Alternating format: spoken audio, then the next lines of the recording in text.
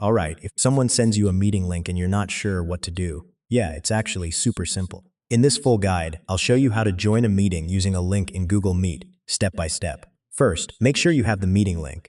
It usually looks like a web URL shared via email message or calendar invite. Now, just click on the link. It will automatically open Google Meet in your browser or app. You may be asked to allow access to your camera and microphone. Click Allow so you can join properly. Before joining, check your camera and mic.